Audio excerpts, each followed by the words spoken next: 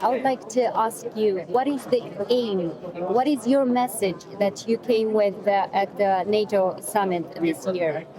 The main topic of discussion on NATO summit is security in the region, and our task as representatives of Belarusian democratic forces to explain strategic importance of free, independent Belarus in security context.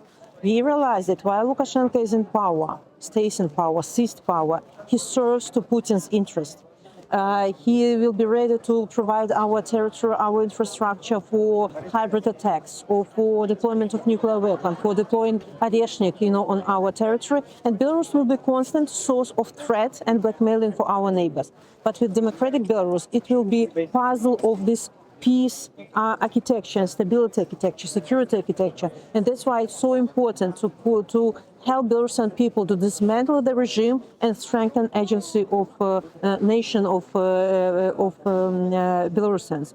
So we ask them not to overlook Belarus in these negotiations about the war in Ukraine, because victory of Ukraine is not only about them. They are heroes. They are fighting for all of us. It's also the issue of Belarus, issue of Moldova, of Armenia, for example. Victory of Ukraine will mean that all the post-Soviet Union countries, who that Putin treats as naughty children, we are separate countries. We, like our societies, have a right to decide our future by ourselves. So give Ukrainians everything they need to win this war. And our countries, our region is not cake that can be cut into pieces, and be given to other nations. So that's why voice of Belarusian people is so important here, that Belarus is not be given its cancellation prize to Putin, is not postponed and is not forgotten.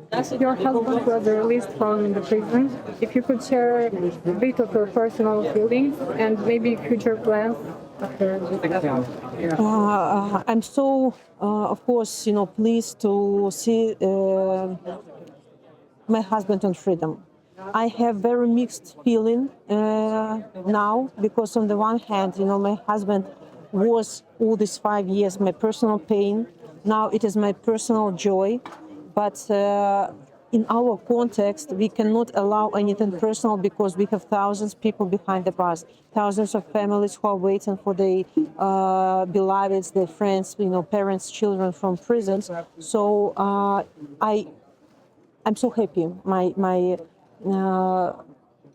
husband can read fairy tales to our daughter, and hug our son. But I'm so grateful to him that he immediately jumped into this fight to mobilize Belarusians, to fight for release of political prisoners, because his memories of this mistreatment, of these atrocities and tortures are so alive in him that he understands that other people are going through the same thing. So we just, working together, he of course has to go through the process of rehabilitation in extremely poor health, but he's so energetic. I'm so grateful for this. And I want to thank all the leaders, all the countries in my assembly, your president and the Minister Papshoy, and your society and your parliament for keeping Belarusian topic on agenda through all these 5 years. And the release of our political prisoners, previous one and future ones, is the result of joint efforts of Belarusian democratic forces and our democratic partners.